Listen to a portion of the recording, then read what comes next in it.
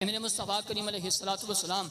جب طائف کا سفر کرتے ہیں، طائف کے اندر جاتے ہیں، وہاں وہ اسلام کی دعوت دینے کے لیے حضرت سیدہ عائشہ صدیقہ رضی اللہ تعالیٰ عنہ آپ سے روایت ہے، آپ عرض کرتے ہیں یا رسول اللہ کیا کوئی ایسا دن بھی ہے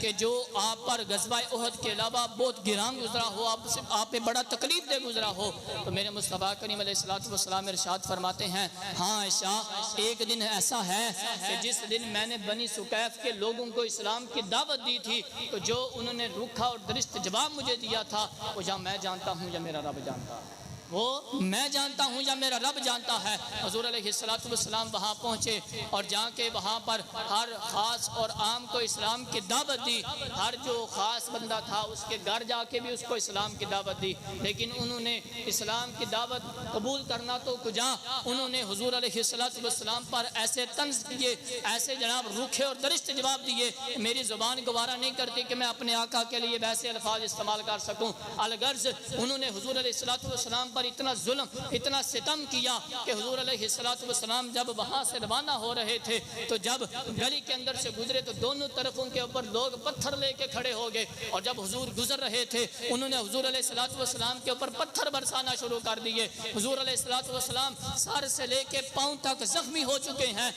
رات محترم ذرا غور کیجئے، دین اسلام ہم تک اتنی آسانی کے ساتھ نہیں پہنچا ہے، آج تو ہم نے دین اسلام کی جناب اس کے اوپر عمل کرنا چھوڑ دیا، لیکن اس کی تاریخ پڑھ کے دیکھیں کہ حضور نے کتنی قربانیاں دی ہیں اس دین اسلام کے لیے۔ تو جب حضور گزر رہے تھے تو کفار آپ کے اوپر پتھر پھینک رہے تھے، حضور علیہ السلام کے ساتھ حضرت زید بن حارثہ رضی اللہ تعالیٰ عنہ بھی تھے، تو حضور علیہ السلام سر سے لے کے پاؤں تک زخمی ہو گئے، لہو لہان ہو گئے۔ آپ صلی اللہ علیہ وسلم وہاں سے گزرے، اب ایک مقام پہ پہنچے، قرن الثعالب اس کا نام ہے۔ حضور فرماتے ہیں کہ میں نے اوپر اٹھا کے دیکھا، اچانک اوپر دیکھتا ہوں تو مجھے ایک بادل نظر آیا، بادل کا ایک ٹکڑا نظر آیا، تو میں نے اس کے اندر غور سے دیکھا تو مجھے جبرائیل امین علیہ السلام نظر آئے، اور حضرت جبرائیل امین علیہ السلام نے عرض کی یا رسول اللہ یہ پہاڑوں کا فرشتہ اللہ نے آپ کے پاس بھیجا ہے، آپ اس کو جو بھی حکم دیں گے یہ آپ کے حکم کی تعمیل کرے گا۔ تو پہاڑوں کا فرشتہ آگے بڑھا اور آگے بڑھ کے عرض کرنے لگا یا رسول اللہ صلی اللہ تعالیٰ علیہ وسلم آپ اجازت دیں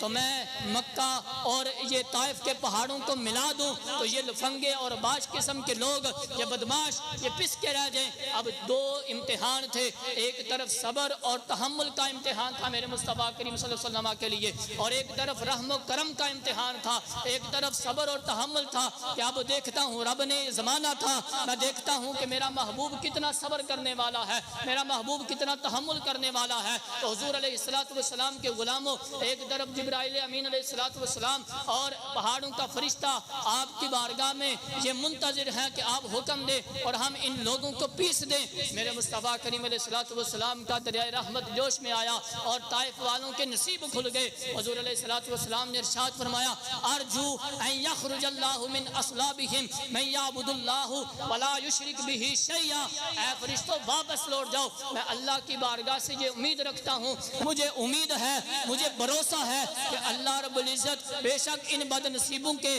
قسمت کے اندر ایمان نہیں لکھا ہے، لیکن میں اللہ کی بارگاہ سے یہ امید رکھتا ہوں کہ اللہ ان کی نسلوں کے اندر سے ایسے لوگ پیدا فرمائے گا جو اللہ کے سوا کسی کو شریک نہیں ٹھہرائیں گے، جو میرے رب کے ساتھ کسی کو شریک نہیں ٹھہرائیں گے۔ اب دیکھیں نا میرے مصطفیٰ کریم صلی اللہ علیہ وسلم کو رحمت للعالمین نہ ماننے والوں، دیکھو میرے مصطفیٰ کریم کے رحمت للعالمین کتنی اعلیٰ ہے، میرے حضور علیہ السلام کا کرم و فضل جو ہے وہ کتنا عالی شان ہے کہ حضور علیہ السلام پر اتنے ظلم و ستم کے باوجود حضور نے فرمایا کہ اے فرشتوں واپس لوٹ جاؤ، مجھے اپنے رب کی بارگاہ سے یہ امید ہے کہ اللہ ان کی اولاد سے ایسے لوگ پیدا فرمائے گا کہ جو میرے رب کے ساتھ کسی کو شریک نہیں ٹھہرائیں گے۔ تو یہ دو قومی نظریہ بھی اس حدیث مبارکہ کے اندر بیان کیا گیا کہ حضور علیہ السلام کی دعا کو اللہ رب العزت نے پھر اس انداز میں قبول کیا کہ بنی سقیف جو قبیلہ تھا، بعد میں ان میں سے ایک ہی باپ کے 3 بیٹوں نے اسلام قبول کیا، اور پھر وہی 3 بیٹے برے صغیر کے اندر آ کر انہوں نے دو قومی نظریے کی بنیاد رکھی اور مسلمان اور کفار کو ایک الگ الگ قوم سے تعبیر کیا، اور یہ واضح کر دیا کہ مسلمان الگ قوم کے ساتھ تعلق رکھتے ہیں، کفار جو ہیں وہ الگ قوم کے ساتھ تعلق رکھتے ہیں۔